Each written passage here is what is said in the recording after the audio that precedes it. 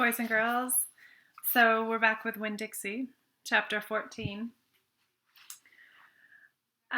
We left off last time. Do you remember that Opal was talking with Gloria Dump, and Gloria Dump was telling her that she thought Opal should become friends with the Dewberry boys? What do you think about that? Well, let's read on. Chapter 14. Sometimes I told Gloria the story Miss Franny Block had just told me. Or I imitated Otis, tapping his pointy-toed boots and playing for all the animals. That always made her laugh. And sometimes I made up a story, and Gloria Dump would listen to it all the way through, from the beginning until the end. She told me she used to love to read stories, but she couldn't anymore because her eyes were so bad. "Can't you get some really strong glasses?" I asked her. "Child," she said, "they don't make glasses strong enough for these eyes." One day, when the storytelling was done, I decided to tell Gloria that Otis was a criminal. I thought maybe I should tell an adult about it. And Gloria was the best adult I knew. "Gloria," I said. "Mm-hmm," she said back. "You know Otis?" I asked. "I don't know him, but I know what you tell me about him." "Well, he's a criminal. He's been in jail. Do you think I should be afraid of him?"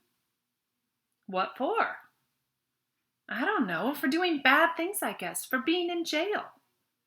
"Child," said Gloria, "let me show you something."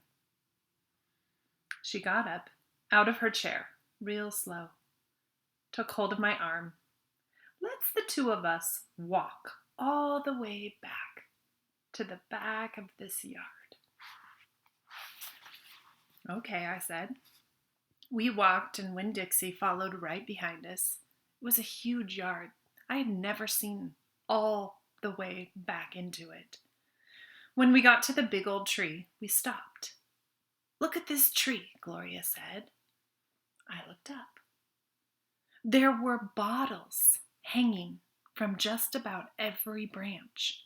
There were whiskey bottles and beer bottles and wine bottles, all tied on with a string. And some of them were clanking against each other and making kind of a spooky noise. Me and Winn-Dixie stood and stared at the tree, and the hair on top of his head rose up a little bit, and he growled deep in his throat. Gloria Dump pointed her cane at the tree.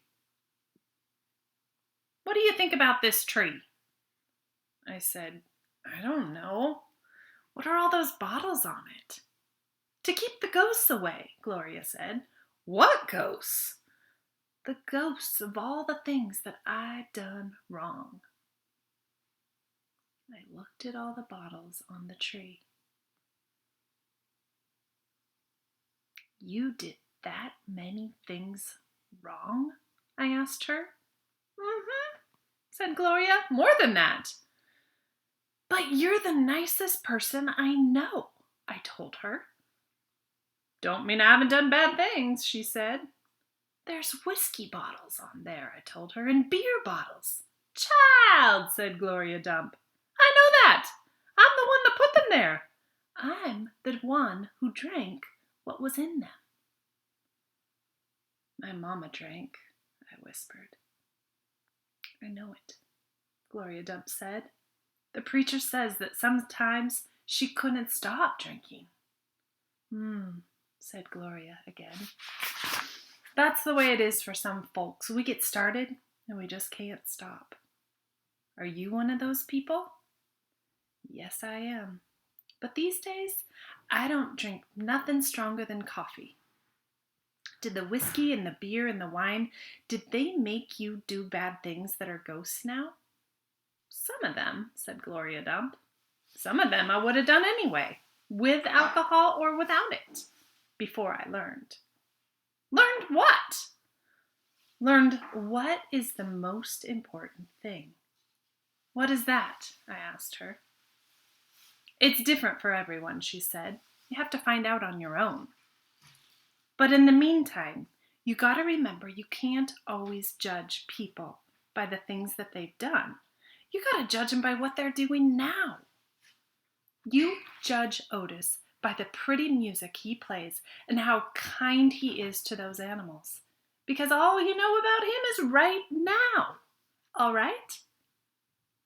Yes, ma'am, I said. And them Dewberry boys. Try not to judge them too harsh either, all right? All right, I said. All right then, said Gloria Dump. She turned and started walking away.